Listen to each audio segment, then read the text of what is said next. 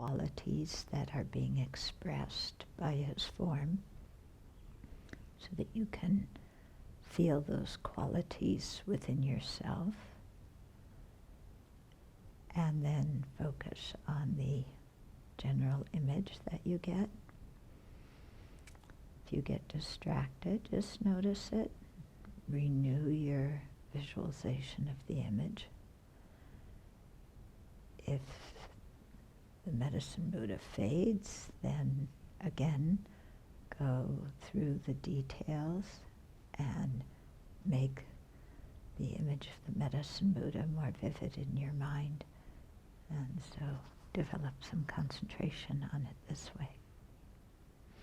And really feel like you're sitting in the presence of the medicine Buddha, who's looking at you with total compassion and acceptance.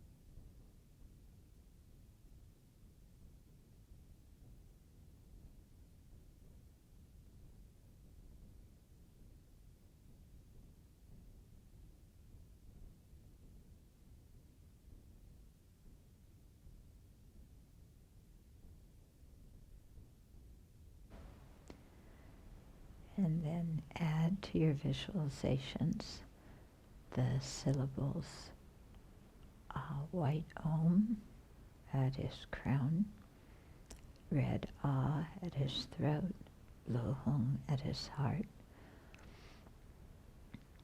And then one by one focus on each of those syllables and light coming from that syllable into the same place in your own body, purifying sequentially your body, speech and mind, and giving you the ability to generate the Buddha, the qualities of the Buddha's body, speech and mind.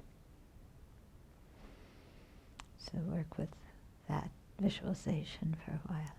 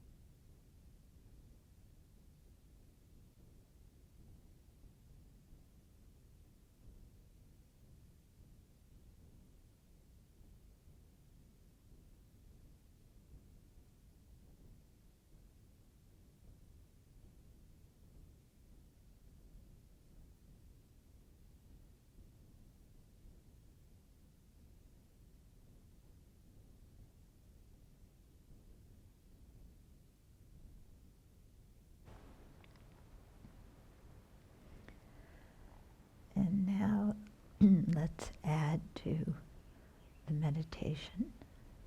And while we visualize the white light from the Medicine Buddha's Om at his crown going into our Om, going into our crown, then let's chant the syllable Om and make it as, in one breath, as long as you can.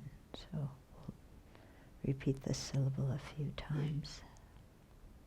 So we do the chanting of the long Om together with the visualization. So please join me.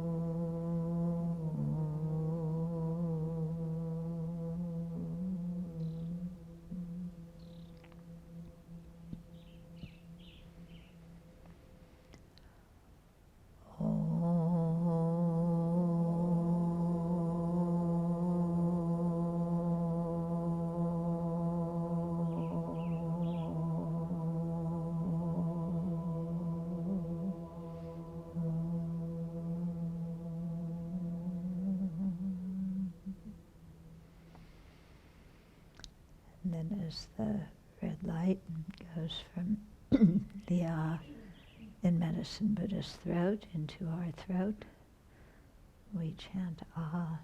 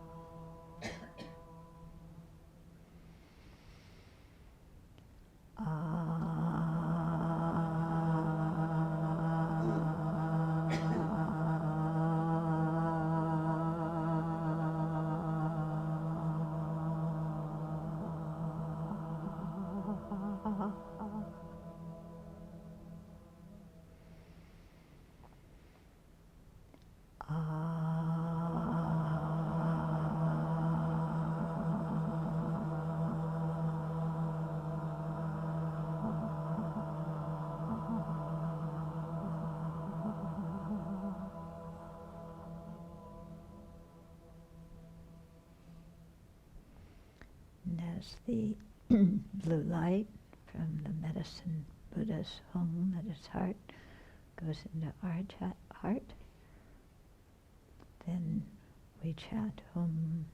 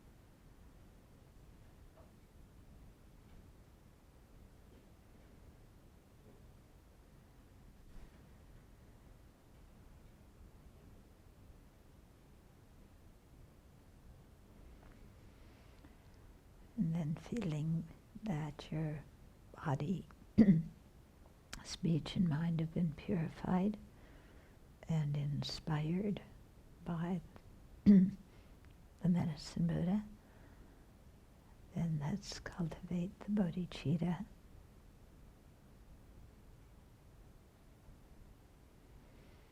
And really place our mind strongly in the thought, the aspiration to attain full awakening for the benefit of all beings.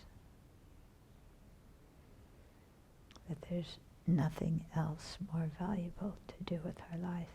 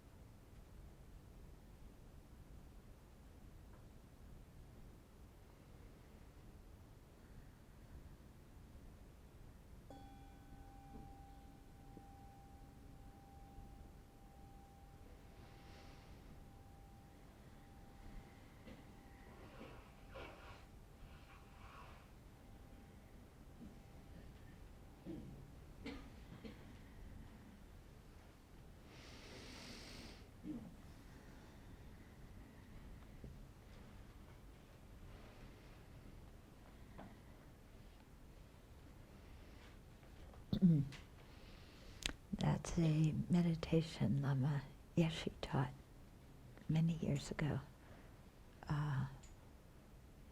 when he was in Switzerland one time.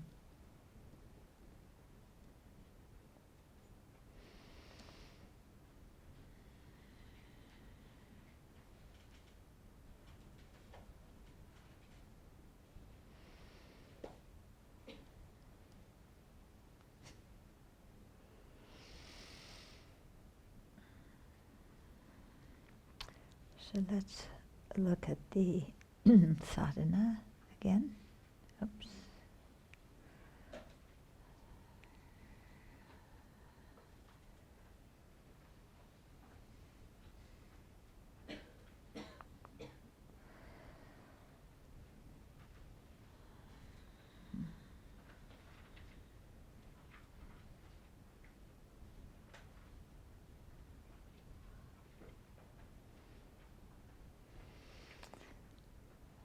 Okay, so to talk a little bit more about the whole psychology behind the sadhana, as I mentioned a few days ago, it really involves our whole habit of projecting outward and being involved with outward things. So we're projecting, the full development of our own, qualities, excellent qualities outwards, as in the form of the Medicine Buddha. So we went into all the symbolism on the first day. Okay, and having, created that outwards, and it's, when you're creating the image of the Medicine Buddha in front of you or above the crown of your head, you can begin with, before you even do the visualization, thinking about the qualities of great compassion. Think about, what it would feel like, just even from the teaching yesterday, to really be able to totally drop one's concern, our concern for our own suffering that's created merely because of this, improper apprehension of I, so all this feeling of suffering really is not even necessary. and that we actually have the ability to be able to look at others as if they were I, and to care for them as I. And so imagine what that might feel like inside yourself, and then to have that kind of great compassion, and then think of the realization of emptiness, what that might feel like, or not feel like on an emotional level, but what that might be like to be able to perceive reality and the complementary nature of dependent arising and emptiness. And so imagine those two states of mind, and then think that they take the external form of the medicine Buddha. And so the form of the medicine Buddha, it's not so much a person that you're relating to, although it can be, but more a manifestation of qualities. And then following the sadhana, then we take refuge and generate bodhicitta. And so this is to set the direction that we're going in our spiritual practice. By taking refuge, we're following the Buddhist path. And why are we following that? Because we want to emulate the Buddha and attain the Buddha's realizations and become a Buddha ourselves for the particular reason to be able to benefit all sentient beings. So we meditate on refuge and bodhicitta. Here's where the Lam Rim meditations, the stages of the path meditations come in. Sometimes when you do this practice, not all the time, but sometimes you can pause here and do a longer meditation, let's say, on refuge and the reasons for taking refuge, the qualities of the three jewels. Or you can pause here and do a longer meditation on the meditations to develop bodhicitta. So in this kind of sadhana, when you're doing it and not pausing there, you're remembering the feelings from your analytic meditations on refuge and the sequence of the bodhicitta meditations that you've done before. Or you can pause here and refresh your mind, do them a little bit here. Okay? So, it's important that you see how what we study in the Lam Rim, the stages of the path, fits very much into the medicine Buddha sadhana, that these are not two separate, unrelated practices, okay? But that to do the sadhana really fully, you have to have the background in the Lam Rim, and the more we have the feeling for the various Lam Rim meditations, the more effective this sadhana is going to be. Okay, so the sadhana isn't just about visualizing the medicine Buddha and feeling blissed out because light's coming in and saying, wow, wasn't that cool? It's really about developing a lot of understandings in our mind through using the symbolism that the tantric practice brings. Okay. So after, what path are we following? The Buddhist path, so taking refuge. Why are we following this path? Because we want to attain Buddhahood for the benefit of all beings, so bodhicitta. Then we go into the four immeasurables because we realize that we've generated bodhicitta, but it's still a bit fabricated bodhicitta. It's not authentic, is it? And so we want to go back and really reinforce our feelings of love, compassion, joy, and equanimity.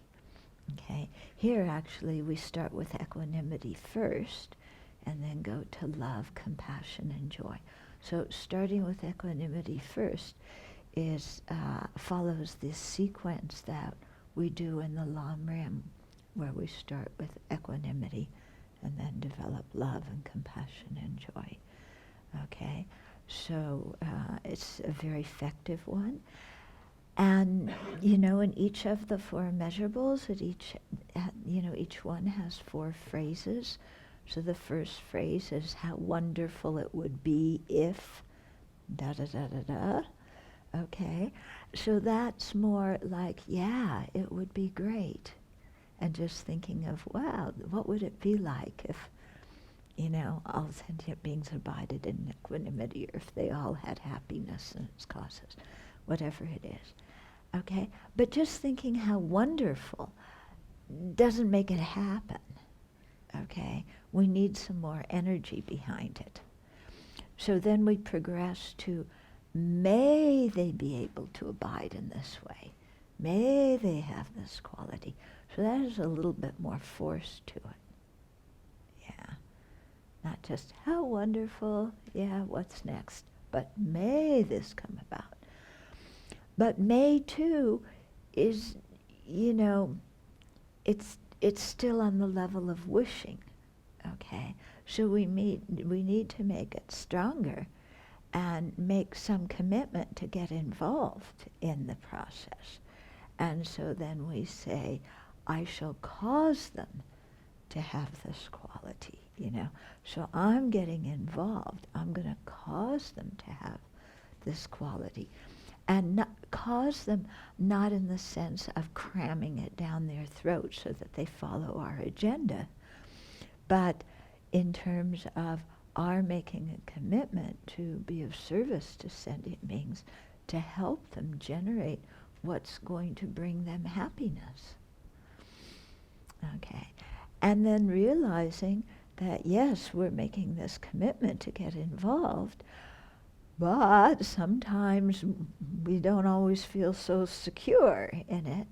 Then we request Guru Medicine Buddha to please inspire us. So, please encourage me, inspire me.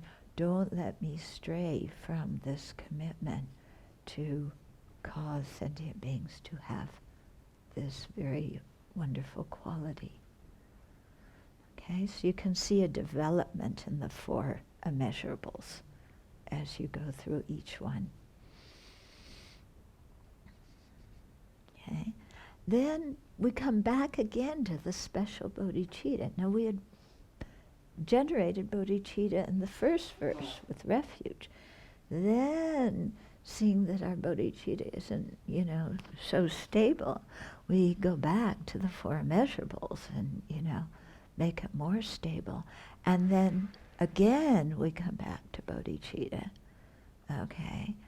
And this time generating bodhicitta, but with a greater sense of urgency, because it says quickly and more quickly in this very life. Okay? So what we're saying there is, oh God, now I'm going to, we're not saying, oh God, I'm pressuring myself, I've got to attain Buddhahood this life.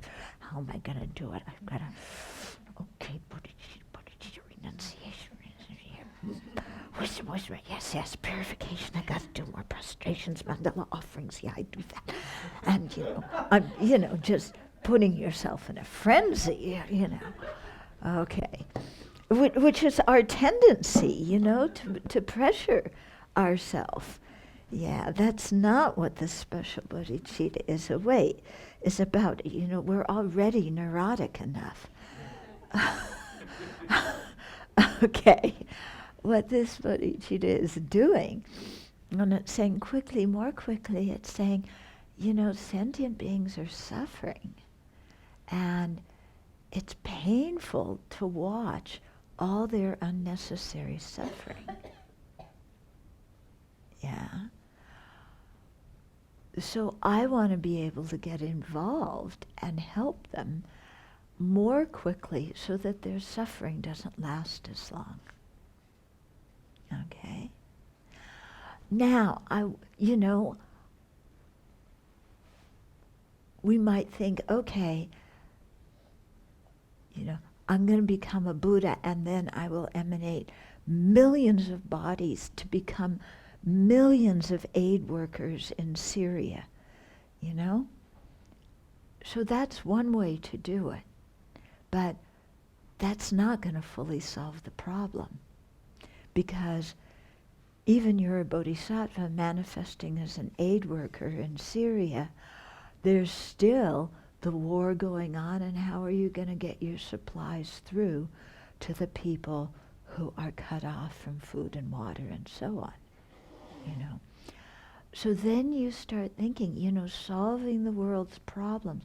Yes, it's good to do what I can do in an active way to solve the immediate problem, but the deeper problem has to do with karma. It has to do with the afflictions in sentient beings' minds. And until we're able to stop the afflictions that create the karma, then sentient beings are still going to continue, like we still at our present level continue, to create more and more causes for more and more misery. So the real thing to do is we have to work at a deeper level. Yeah?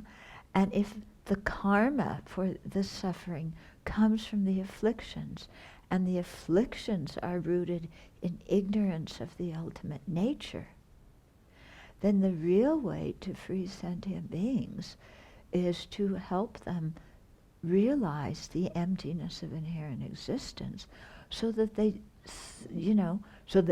we, all of us, stop grasping at this hallucination that our ignorant mind has created, and that we believe in, that we never question. Okay? But if we're going to help sentient beings overcome their ignorance, we've got to do something about our ignorance. Otherwise, it's the blind leading the blind. Yeah? And so that's why the commitment to become a Buddha is so important, because, if we're going to be effective in offering service to others, we have to have the greatest capacities and get rid of all of our own obstacles. Okay? So this is going to take a while, definitely take a while, yeah. But to have the aspiration to go in that direction is very worthwhile. Yeah.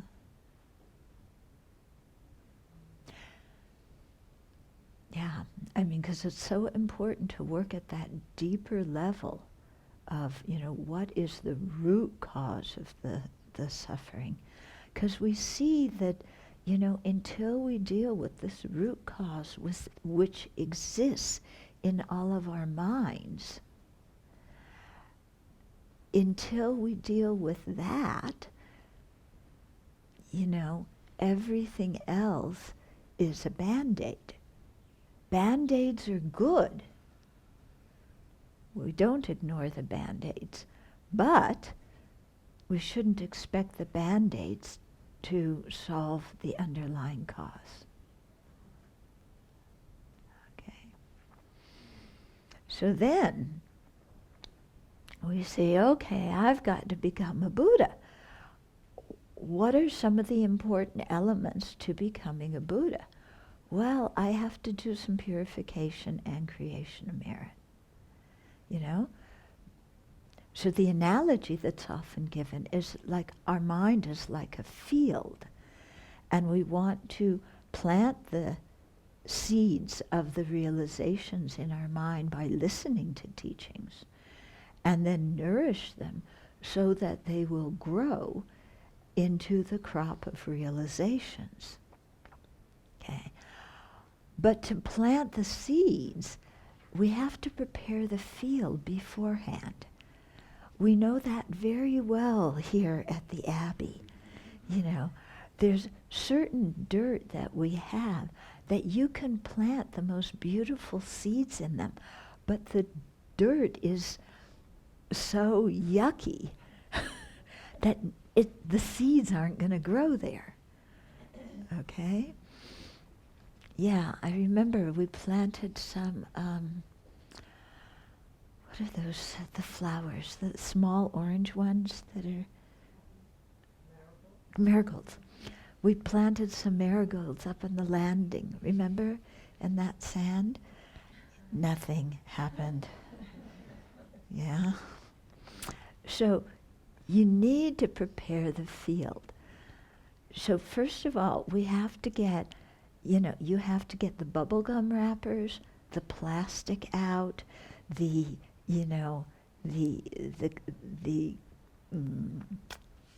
all the rubbish that's in the soil. You have to get that out. So that's purification. So what we need to do is purify our mind, of the negativities. But not only that, we also need to put some fertilizer in. Because he can still, you might take the bubblegum wrappers and all that rubbish out. But if there's no fertilizer, still, you're not going to get much. So fertilizer is like the practices of creating merit. And so, here it says positive potential. What we really mean is merit. Okay? Positive potential was my old translation for merit, but I don't know. Translation terms change in your mind. Merit isn't a really good translation, but neither is positive potential. So, okay.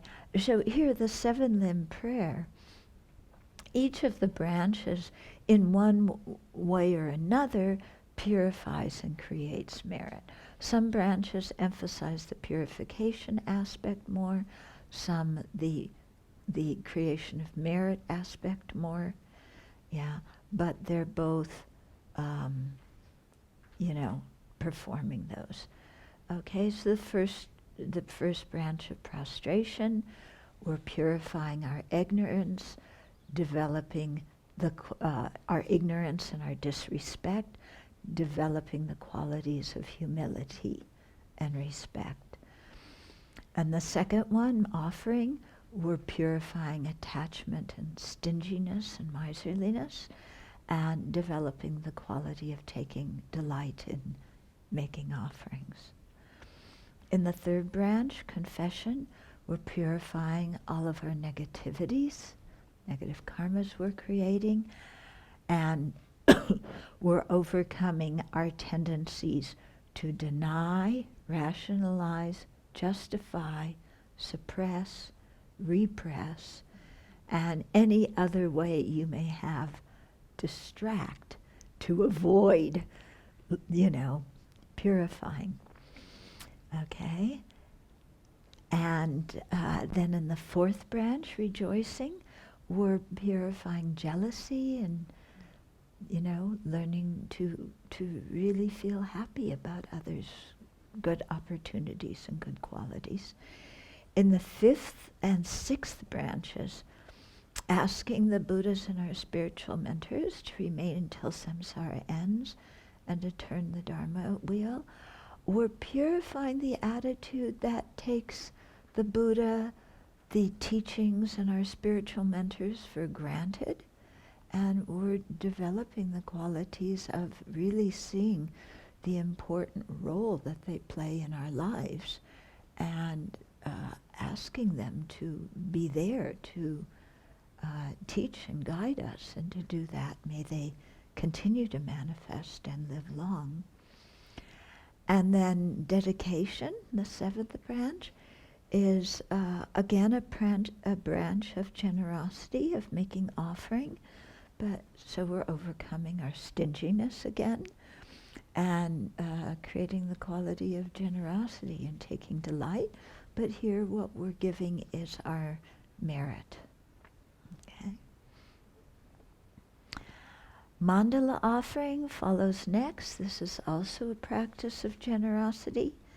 So here really expanding the generosity and thinking of the universe and everything that's beautiful in it. So, it corresponds to the ancient Indian view of the universe, yeah, which, and it all has symbolism in it, the different holy, objects of the Chakravarti king and so forth.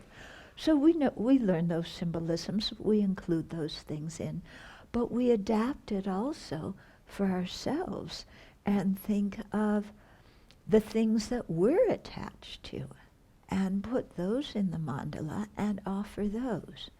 Yeah. So whatever you're attached to, your mandala is filled with the latest smartphones.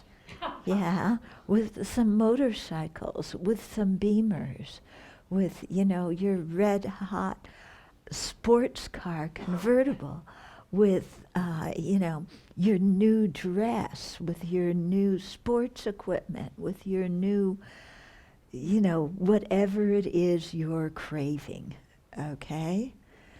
Yeah, you put that all into your envelope, into your mandala. Yeah, all the certificates, all the newspaper articles proclaiming how wonderful you are and how much the world appreciates you. They're all there in the mandala. All the thank you cards and cards from people who admire you, who say, you're so wonderful, I'm so glad you're a part of my life. They're all there in the mandala. Eventually you'll put them all in the recycling bin, but for now you're attached to them and they're in the mandala. Okay? Then, yeah, all the people you're attached to, you're going to offer them to the Buddha. Yeah? So all those people you're clinging on to, you give them away to the Buddha, because anyway, aren't they better off under the Buddha's guidance than under your craving and attachment and clinging? Yeah, so we give them all to the Buddha. So everything we give to the Buddha, Dharma, Sangha. Yeah, it's and our body too. Yeah, this body that we cherish, which is actually just a bunch of blood and guts that is really rather disgusting when you meditate on it. We're transforming this into the universe. Yeah, your intestines become, streams in water, and your inner organs become, the objects filling the sky with offerings, and your trunk becomes Mount Meru at the center. Yeah, and your eyes are the sun and the moon, and your ears are the parasol and the victory banner, and you just transform everything in your body. Your blood and your lymph and your pee-pee becomes beautiful nectar. You just transform. Because what else are we doing? We're hanging on to this body, which when you look at what it is it anything great and glorious? Yeah? When you really look at what this body is, what we're so attached to. Yeah, so better just to disassemble it, transform it, and give it away. Yeah, because eventually we're going to have to give it up at the time we die.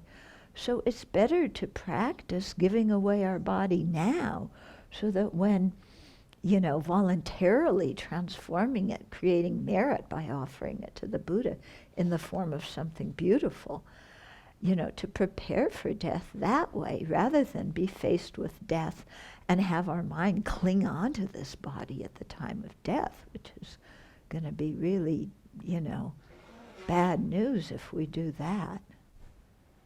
Okay? So this process, giving the body, transforming it, very important, and it really changes helps to change your relationship with your body, which don't you think would be good? Yeah. Do you need to change your relationship with your body a little bit? Yeah? Okay? Okay. So then we move on.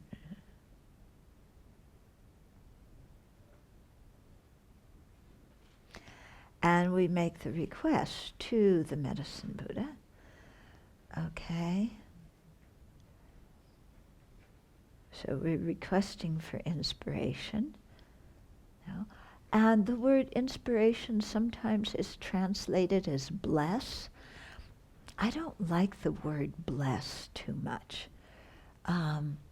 It seems too much like magic to me, you know. But some of you may have grown up in a religion that talked about blessings and things like that, so the word may mean something to you.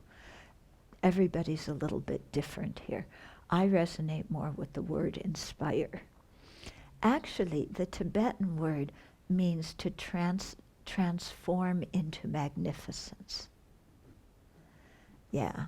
So we need to transform our mind into magnificence.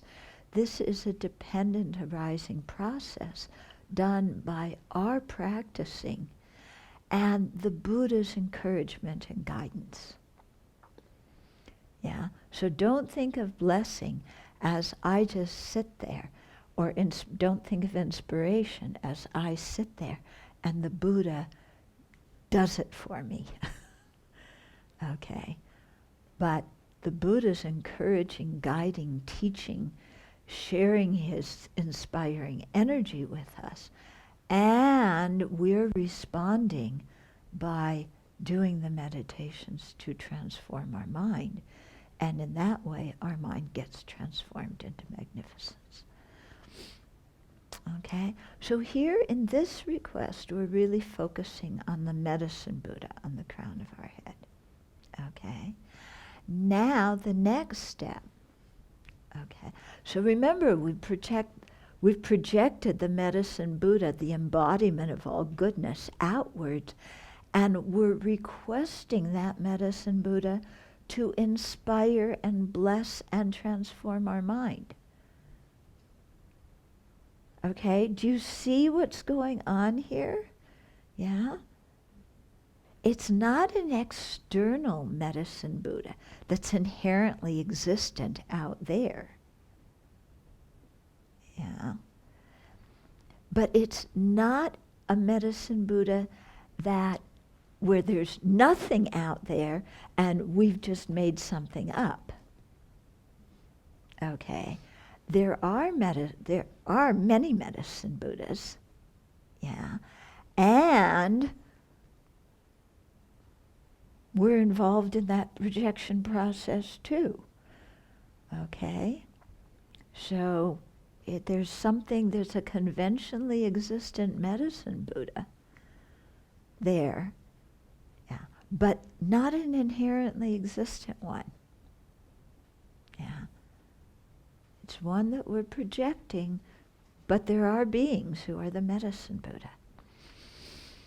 Okay, so we're relating to that Medicine Buddha. Yeah. Then we go into another visualization here. Yeah. On the crown, so we have Medicine Buddha on top of our head here. Okay. So on the crown of Guru Medicine Buddha is a wish-granting jewel, which is in essence your guru, so your spiritual mentor. Yeah. Then above that, you have another lotus and a moon disk, and you have Buddha, King of clear knowing, who's red. His right hand is in the mudra of bestowing sublime realizations, his left hand in the mudra of concentration, you know. And above him you have the Buddha, melodious ocean of renowned Dharma, who's described, and above him you have the Buddha of supreme glory, free from sorrow, and then you have the other, all the other Medicine Buddhas up there. Okay, one on top of the other. Now, just so you know, I've noticed in different depictions of the Medicine Buddha that sometimes the colors and hand positions, they aren't always the same. And sometimes the translations of the names aren't always the same. Just pick one and go with it. Okay? So then we have the 7 medicine Buddhas. Yeah? Sometimes they talk about 8 medicine Buddhas. When they do, then the 8th one is Shakyamuni Buddha. Okay? But there's, they usually have 8 because in the mandala, then that fits nicely, yeah. But here you have the 7, and so they're all stacked one on top of the other, okay? Yeah, so there they are, right above your head, yeah. Then we request all those medicine Buddhas. So again, you do each visualization thinking of the qualities of wisdom and compassion appearing in that particular form.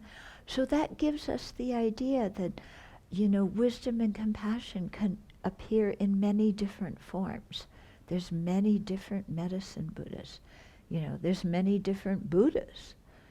Yeah. But their nature is all the same. Okay? And so we create them. They're all there. Yeah? Then we start focusing on the one who is at the very top. Okay? And with our hands together, then 3 or 7 times. Depends how, whether you like reciting things a lot or you prefer to recite fewer times, To be truthful, sometimes I cheat and I only say it once. But don't tell anybody, even though the medicine Buddhas already know. Okay. So, so the instructions here, your hands together, yeah, and then we recite 3 or 7 times the name of the verse, with the name of each medicine Buddha, and from your heart, you're recalling that you take refuge in that Buddha, okay? If you're doing this practice for somebody who has died or is in the process of dying, then you can also aspire that he or she is born in the medicine Buddha's Pure Land, or they take a precious human life or whatever. Okay, so what you're doing here is you've projected all this goodness in the form of all these medicine Buddhas above your head, and now you're expressing what's in your heart to them. Okay? Yeah? So to help you really understand what a medicine Buddha is, to the Bhagawan, yeah? The Bhagawan actually, it translated in Tibetan as Chom Dende, which we translate as, what do we translate? To the endowed transcendent destroyer, okay?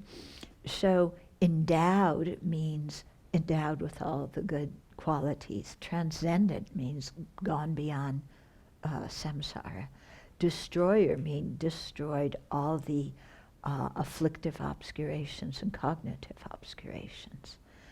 Okay, so that's what Bhagawan means. The completely perfected Buddha who's realized the ultimate nature, of all phenomena according to the Prasangika view. Okay, so this Buddha, renowned, glorious King of excellent signs, yeah, I prostrate, so I show my respect. I go for refuge, yeah, and I make offerings. I imagine the sky filled with beautiful offerings and give them to that Buddha. Yeah, and so that, you can say the words and then do the do these 3 parts very quickly as you do that, Or you can, this is why sometimes I only say it once, because I pause after you watch. I prostrate. All my previous bodies around me bowing. I go for refuge. I create the feeling of really relying on this Buddha for my spiritual guidance. I make offerings. I imagine the whole universe filled with beautiful things and offer them and imagine that Buddha, experience great bliss due to the purity of the offerings that we make. Yeah. And so you do that, and then you say, may your vow to benefit all sentient beings now ripen for myself and others. So it's remembering that that Buddha made a vow, made a unshakable resolve, not a vow like, the Catholic idea of vows, but more, an unshakable determination. Yeah, to be a benefit to sentient beings. So do, Medicine Buddha, do to your, unshakable determination and resolve to benefit sentient beings. Help me, It's like, I'm stuck here in samsara with my berserky mind and I need some help. So please inspire my mind. Please help to open my mind, make my mind more receptive, make my mind less rebellious. Help me make my mind not so angry, not so filled with self-pity. Okay? Yeah, so we're calling out to the Medicine Buddha, who is a combination of all the Buddhas, the beings who have become Medicine Buddha, and the future Buddha that we're going to become, our own Buddha nature in its fully perfected form. And we're calling out to it, please help, okay? And this is what I need help with. Okay? So it's, again, can you see the psychological method in it? Yeah? We put it outside, but it's still a combination of all the Buddhas who exist and our future Medicine Buddha, and we're relating to this fully perfected Buddha, asking for encouragement, help, guidance, so that we can overcome the obscurations and barriers in our own mind. Okay? The process of requesting, it looks like we're requesting something external to us, someone external to us, but it functions actually to remind ourselves of our own aspirations. Okay? Because we realize that we're requesting, may your vow to benefit sentient beings, may it ripen upon me and everybody else. But for it to ripen, I've got to put out some energy so, it helps to energize me so that I practice. Okay? It's kind of like, this is only an analogy, but you're a little kid and you really want some chocolate ice cream. Mom, Dad, please give me some chocolate ice cream. Please give me some chocolate ice cream. Please give me some chocolate ice cream. Every time you say that, you're directing it to Mom and Dad. But what are you saying? I want chocolate ice cream. I want chocolate ice cream. So here we're directing it to the Medicine Buddha. But what we're saying is, I want to develop wisdom and compassion. I want to be a kind-hearted person. I want to get rid of my afflictions. I want to drop all my trips. Okay? So it's reminding ourselves of what we really aspire for. Are you getting what I'm saying here? Okay? So I think, that's why they have us say it 3 times and 7 times.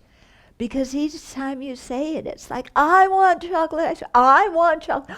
I really want chocolate ice cream. Yeah. So it's like, yeah, I want to be a kind person. I really want to be a kind, open-hearted, compassionate person. I really want to drop all my trips and my guilt and my shame and all this junk that's, impeding me. Yeah, so every time you say that, you feel it more strongly inside yourself. Okay? So after, reciting it, then while you're reciting it, you can actually imagine light coming from that medicine Buddha kind of into you. Yeah, but that medicine Buddha absorbs into the medicine Buddha below him, okay? And then after, and so gradually, they're one dissolving into the other, dissolving into the other. It shouldn't be a problem imagining things dissolving into each other and emanating each other. I mean, we've all watched Fantasia and, all these things when we were kids, didn't we, And things emanated out and they dissolved back and all sorts of stuff happened. Yeah, and that was never a problem when we were kids. So, same here. So it's not like, okay, that medicine Buddha is sitting one way. How's he going to cram himself into the body of the medicine Buddha below him? Don't worry about it. They're all made of light. Yeah? The light just merges. It just dissolves, Don't get, all stuck in it. Yeah. Okay. So at the end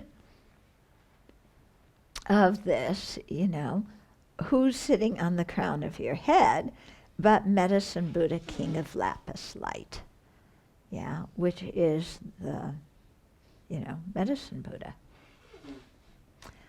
Okay. Then there's also a simpler, a condensed version, okay, which is you just keep the one Medicine Buddha, King of Lapis Light on top of your head and, make the request to him of, I go for refuge, I prostrate, go for refuge and make offerings. May your vow to benefit all sentient beings now ripen for myself and others. Yeah, so you can do it with one, you can do it with all 7 of them. In any case, at the end, you just have the one Medicine Buddha on top of your head. Okay, so then, in response to your request, you've been nagging and bugging your parents for chocolate ice cream, the whole time. So finally, you're going to get what you want. Yeah. And so here, you have the Medicine Buddha on the crown of your head.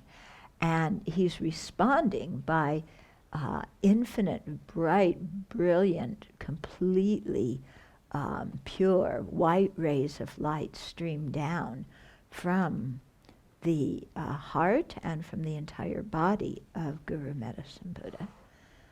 And that light, fills your body. It performs many functions. It purifies all disease. It purifies all hindrances, external hindrances. It purifies all the destructive karma that you've created since beginning of this time. It purifies all the afflictions, the ignorance, anger, and attachment that have caused all this karma. Okay? And your body becomes the nature of light, clean and clear like crystal. Not hard like crystal, clean and clear like crystal. Okay? And so the body, the light keeps pouring into you 1 time, 2 times, 3 times. Yeah? And then you can also imagine, here it says the light beams then radiate out in all directions to heal the sickness and afflictions of all mother sentient beings. So you can think of the light radiating from the medicine Buddha on your head going to all the sentient beings, or you can imagine a medicine Buddha on the head of each sentient being. You know, don't think that the medicine Buddha's only on your head. Yeah. Remember, he cares for all sentient beings equally. Yeah, he's on the crowns of all the sentient beings' heads. Okay, so you can imagine medicine Buddhas on all the heads of the beings, and then from their bodies, the light is coming, you know, again and again and again.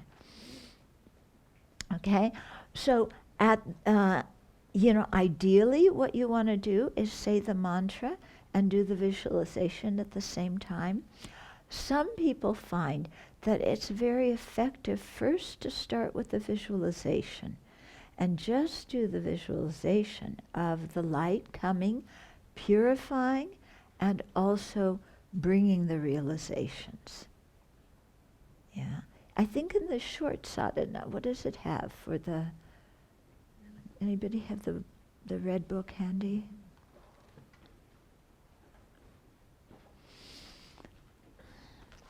Okay, so the short one in here.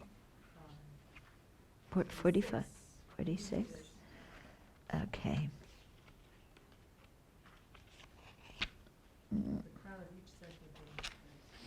Yeah, but okay, here it has, the first time the light comes down, the afflictions, the interfering forces, the negative karma, the obscurations, anxiety, fear, okay? So especially these psychological things that really, become such obstacles in our mind. So the first time the light comes down, that's purified. The second time the light comes down, it fills your body, bringing with it the realizations of the path and all the good qualities of the Buddhas and Bodhisattvas. And you think that your mind is transformed into love, compassion, and wisdom. So that's what the second time the light comes down. And then third time, you visualize the medicine Buddha on the crown of each sentient being's head. And here, especially if you're doing it for somebody who's ill, either physically or mentally, or who needs some healing energy in one way or another, then on the third time you imagine the Buddha on the crown of all sentient beings, especially those specific beings, and the light coming and, purifying them and granting them the inspiration. So what we should do is actually take this part and insert it into this one. That would be much better. Yeah, because this is a more expansive way of visualizing. Okay, but you can start out with the visualization and then go on to adding the mantra. Yeah, and sometimes when you do it, you may focus more on the visualization with the mantra in the background. Sometimes you're focusing more on the mantra with the visualization in the background. Okay, so we will pause here, and continue with this tomorrow. Maybe one or two questions if you have any short questions. Yeah? You said when doing the request that you sometimes just do it once and pause and visualize all yourself and all your previous lives. Yeah. And I never heard that visualization before. Can you just talk about, or do you kind of visualize your previous lives looking like you, or how do you do that? Okay. Oh, the whole universe filled with Tupten children as far as the eye can see. What an ego boost. They say that you visualize your previous life, but you're not also visualizing chipmunks and gophers prostrating to the Buddha. They say, imagine all your previous lives in human form. They never really specify what kind of human form. Yeah. Yeah. And then the other question I had is, with this practice being so similar to so many other practices like Tara and other things, like how do you kind of decide which ones you emphasize, or how do you use this practice in particular? Okay, so how do you use this practice in particular, considering that it's very similar to some of the other practices? The Buddha appeared in the form of medicine Buddha because of the specific way the symbolism of that body relates to us, and the way the resonance, the resonance of the mantra works on our subtle nervous system. Okay? Because the mantra, when you recite mantra, the vibration of the mantra affects your body and affects the subtle energy in the body, and helps to purify it. And as you recite mantra more and more, you can feel that. And you can feel the days when the energy of your body and the energy of the mantra are like this, because your mind is so filled with garbage. Okay? And then you say the mantra and you're trying to adjust, because anger energy and the energy of the mantra don't go together. Yeah, they don't go. Craving energy and the energy of the mantra don't blend. So you focus on the energy of the mantra, and that helps to settle the energy in your body, which affects your mind. Okay? So here the emphasis is on healing. Yeah, when we're doing this meditation, really on healing. So, when you have physical ailments, or other people have physical ailments, healing that. When your mind is disturbed, when you can't concentrate, when you're in the midst of a huge pity party, when you see everybody in the world as your enemy, when you're in the middle of our own version of mental illness, because now in the what is it, DSM, everybody now has a disorder. There is a disorder for for your own special. You know how they advertise, Your own special talent has a disorder now. Yeah, your own special Talent. Or your own special, version of mental illness now has a name. Okay, because actually, from a Buddhist perspective, until we eliminate the afflictions, we all are mentally ill. Okay, we're not mentally healthy as long as we have the afflictions in our mind. Okay, so you imagine being healed from, the force of these mental afflictions. When attachment is in our mind, we cannot see things clearly.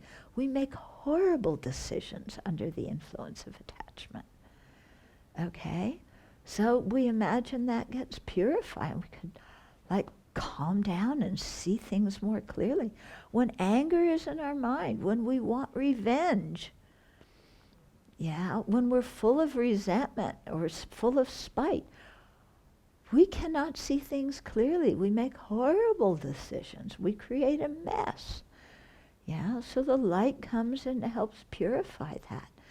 So it's really healing our mind, healing our body. And we imagine all the sentient beings around us, similarly being healed.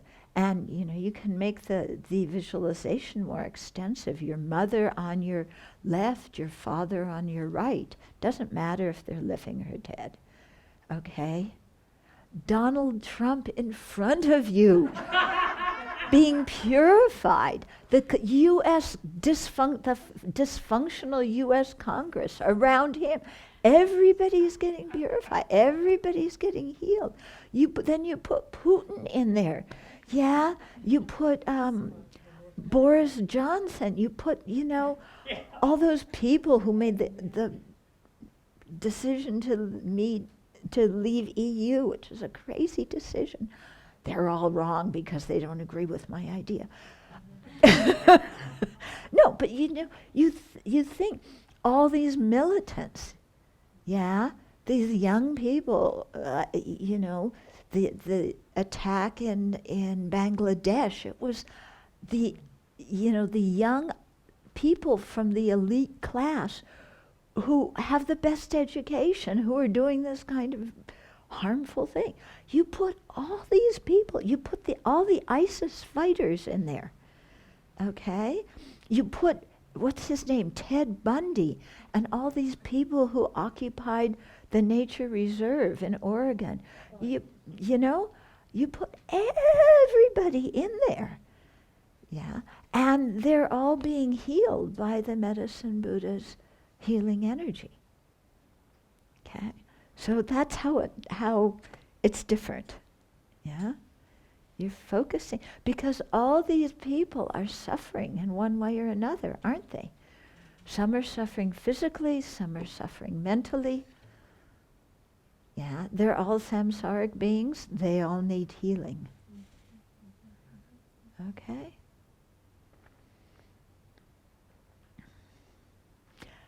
Okay, we'll do a couple of more questions. Yeah.